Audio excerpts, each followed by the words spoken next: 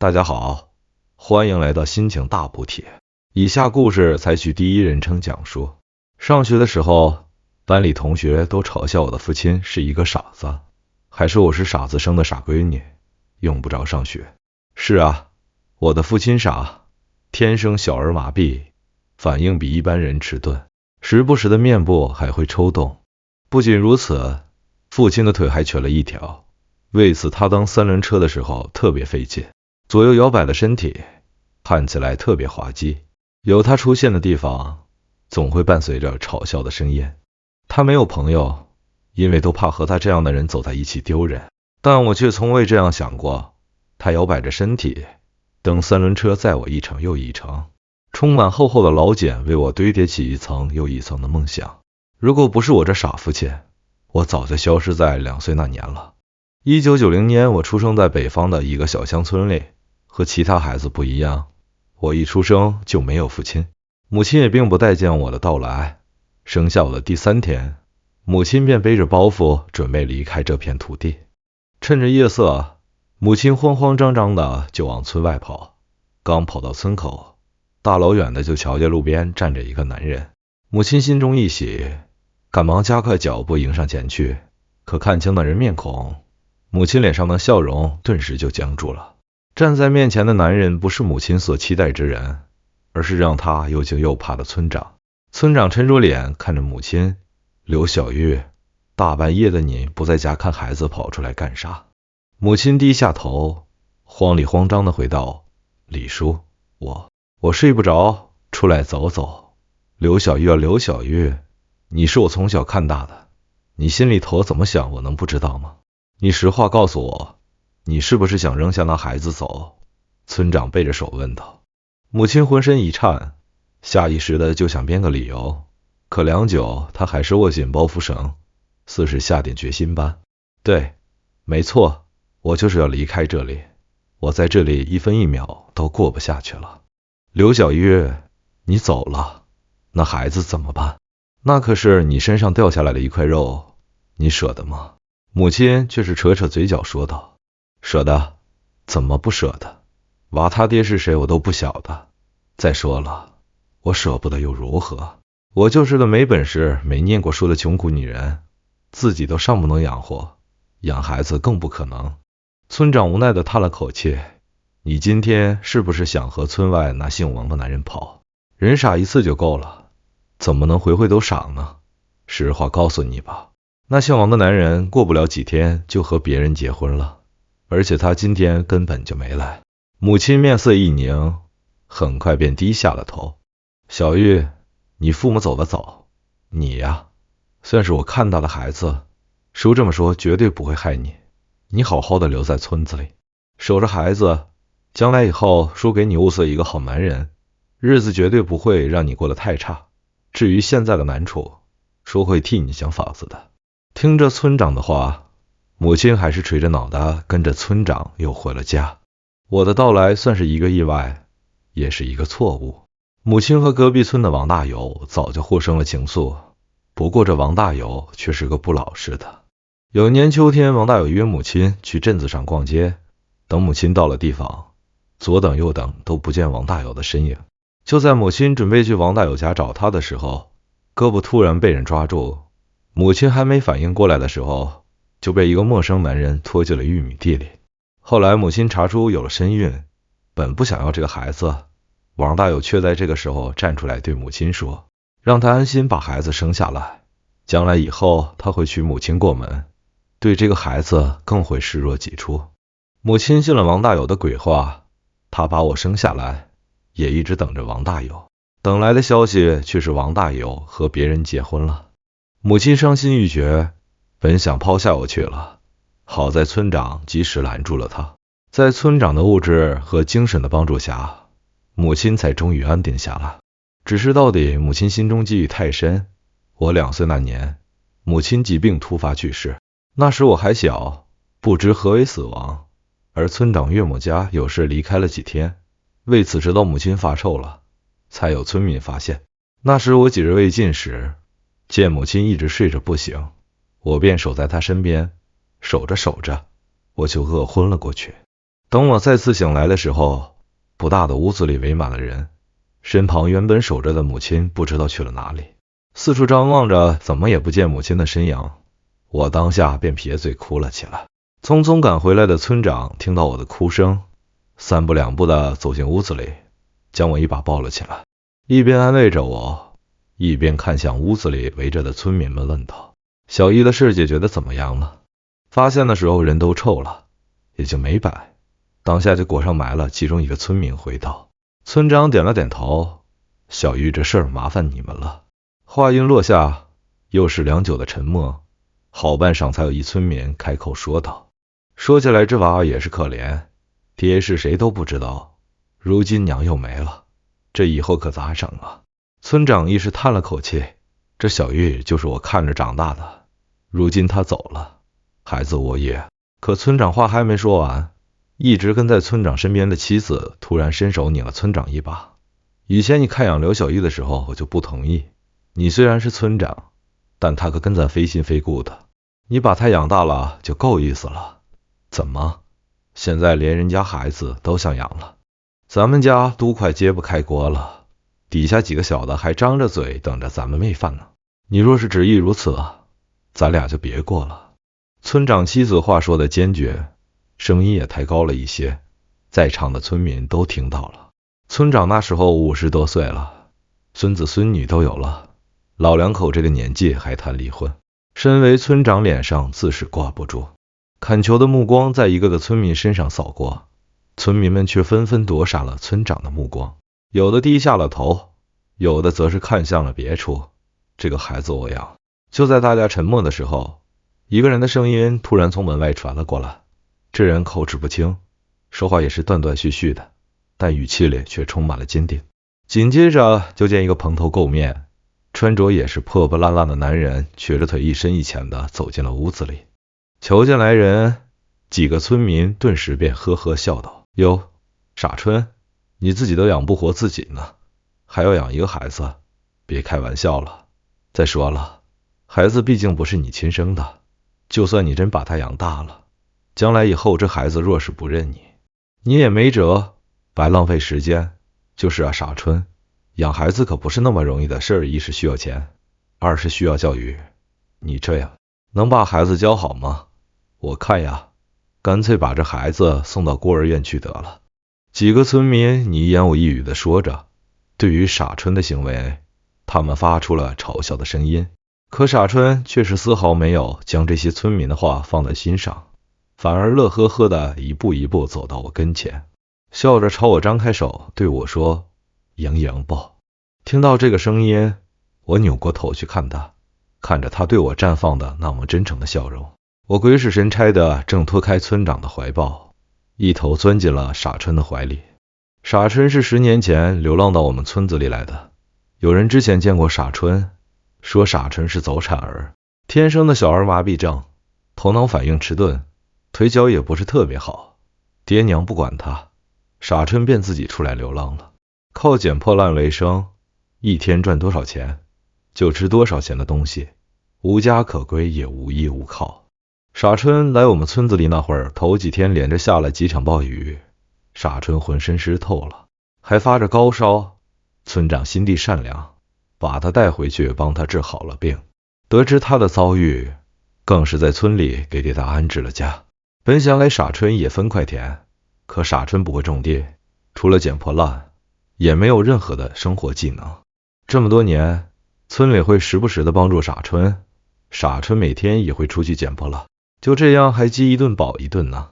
那会儿他收养我，在外人看来无疑是一个错误的决定，但当时的情况，村长不得不将我交给了傻春。尽管村长妻子不同意，背地里村长还会时不时的偷偷给予帮助。傻叔收养我之后，便跟着我住在了家里，他学着像一个父亲一样帮我穿衣服，还帮我梳辫子，从一开始歪歪扭扭的，到后来他那不利索的双手也能给我鼓捣出一头精致的辫子。一大早他便在厨房给我鼓捣饭吃，别看他傻，却有一手好厨艺，不过就是普普通通的面汤，就让他做出了绝世美味。吃过饭后，傻叔便领着我坐上他那很破还生了锈的大二八车上，晃晃悠悠的在村子里，在外面的镇子上，大兜小兜的往回捡纸壳、捡报纸什么的。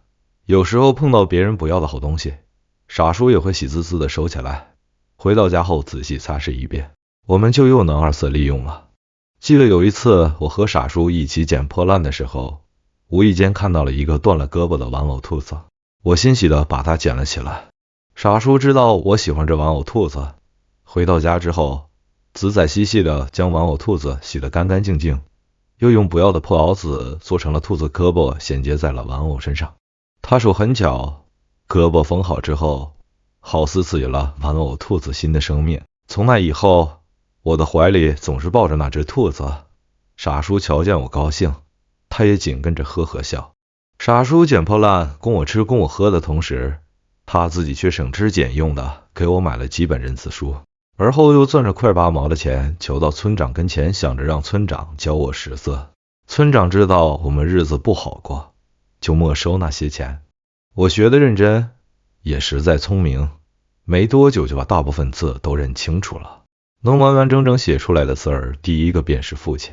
我写在一张旧报纸上面，被村长夸奖之后，我便拿着那张纸蹦蹦跳跳的来到傻叔面前给他看。傻叔拿着那张纸，看到上面的字，当下就呵呵笑了起来。笑着笑着，他就背过身去抹起泪来。那时我不知道傻叔为什么掉眼泪，我以为他是嫌我写的不好，我还跺了跺脚，朝他哼了几声，而后几天都对他爱答不理的。转眼就到了要上学的年纪，那时候我已经稍稍懂了点事，我知道傻叔的不容易，借傻叔正向村长咨询我上学的问题，我便拉着他说我不去上学，我要跟他一起捡破烂赚钱养家。傻叔却皱起了眉头，他说不行，我的闺女必须要上学，不能像我一样没出息。我是傻叔收养的孩子，可因没有收养手续，送我去上学也是个麻烦事。村长帮着傻叔跑前跑后的，才终于将手续办齐，将我送到了距离村子不远的小学里去。我上学了，花钱多了，傻叔的压力也大了。有时候天没亮呢，他就跑出去捡垃圾，等看着时间差不多了，才回来给我做饭，送我去上学。那段时间傻叔早出晚归，钱没多赚多少，傻叔却突然病倒了。都说病来如山倒，病去如抽丝，这一折腾，傻叔在床上躺了整整1个月才稍稍恢复。村里人看着傻叔养我实在不容易，一些人便动了恻隐之心，家里有纸壳什么的也不自己攒着了，而是都送到了我们家来。后来更是在全村人的帮助下，给傻叔买了一辆3轮车。看见那辆全新的3轮车，傻叔哭了，拉着我跪在地上邦邦的给村里人磕头，还说将来以后等我上中学了，有了出息，一定会报答所有帮助过我们的人。有了3轮车，傻叔的干劲儿更十足了。每天早晚，我坐在3轮车上，看着他摇摇晃晃的背影，不知看过了几个朝阳与夕阳，我也渐渐长大了。我对他的称呼也从傻叔变成了父亲。第一次喊他父亲是小学3年级的时候，那是自上学以来班里第一次开家长会，我一早就和他说了，可开家长会那天他却迟迟没来。别人的父母都来了，而我则是站在校门口苦苦张望着。家长会都已经开始了，我才看到一个男人东张西望的走了过来，我瞧见是村子里的一位大叔，我便问我傻叔呢，他说就是傻叔叫他过来扮演我家长的。我闻言四处望了望，就见前方不远处傻叔也正远远看着我，瞧见我的目光，他赶忙蹬着3轮车跑，我3步并作2步的就追上了他。我问他干嘛要跑，是不是不想给我开家长会，还是我第3名的成绩让他觉得脸上挂不住了。傻叔却是低下头，好半晌才说，我这样怕给你丢人，你赵叔会说话，让他帮你开家长会去。我当下就红了眼，我攥着他那充满厚厚老茧的手说，可是你才是我爹呀，老师开家长会就得爹去。听到我这一声爹，傻叔也红了眼，最终还是没咬过我。跟着我去了学校。开家长会的时候，他正襟危坐，虽然五官时不时的抽动两下，但他好着的时候，脸上永远保持着微笑。我知道他不想让我丢人，可我活在世上，从不在意别人的眼光。家长会之后，同学们开始嘲笑我的傻父亲，唯有老师轻轻摸着我的头发说：莹莹，你有个好父亲，你一定要好好学习，将来以后报答他。我心里清楚明白，一个戒了苦学，我想要出人头地，想要赚大钱，再也不让傻叔日晒雨淋的捡破烂了。只是那时候我还在上学，我还要依靠傻叔。有段时间纸壳卖的贵，家家户户都自己留着卖了，傻叔好一阵都捡不回什么来。为此我们饭都快吃不上了，可傻叔宁可自己什么都不吃，也要把最好的留给我。眼看日子就要过不下去的时候，一件事情的发生彻底改变了傻叔和我的命运。又是连绵的暴雨天，初三的学习紧张，一大早出门，很晚我才能放学。记得那天傻叔冒着暴雨摇摇晃晃的将我送去了学校。等到晚上放学的时候，我站在学校门口等啊，都不见傻叔的身影。我以为傻叔忘了来接我，可当我回到家后，发现家里黑着灯，傻叔不在家。一整晚我睡得惶惶不安，第二天大早醒来，还是不见傻叔的影子。我自己去上学，晚上又自己回了家，一连2天的时间，傻叔都没有回来。从前傻叔可从没有不回来的时候。想到种种可能，我一下就慌了。当下被找到村长说明此事，整个村子里的人都开始寻找起傻叔来。就在大家伙儿忙得晕头转向的时候，傻叔却完好无损的回来了。他脸上洋溢着笑容，手里头拎着大鱼大肉的，还有几条上好的烟。他把东西一分给了村民们。人们一问才知道，这2天确实出事儿了，但出事儿的不是傻叔，而是一个老太太。原来傻叔暴雨天送我上学回来的路上，就见一老太太倒在地上趴着一动不动，周围路过的人好似没有看到这一幕似的，一个个视若不见。傻叔却是停下3轮车，跌跌撞撞的朝着老太太走了过去。有个好心人瞧见了，便拉了傻叔一把，还提醒傻叔说不要随便做好事，这年头什么人都有，万一被讹上了，这辈子都还不完钱。傻叔不懂那些弯弯绕绕，他心里头只有善，他没听别人的话，而是将老太太扶了起来，送去了就近的医院。经过一番抢救，老太太才从鬼门关走了出来。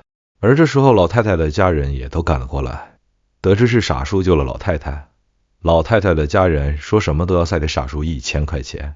傻叔不要，摆摆手就往外走。看到傻叔3轮车上的破烂，老太太的家里人心里明白傻叔是靠收破烂为生的。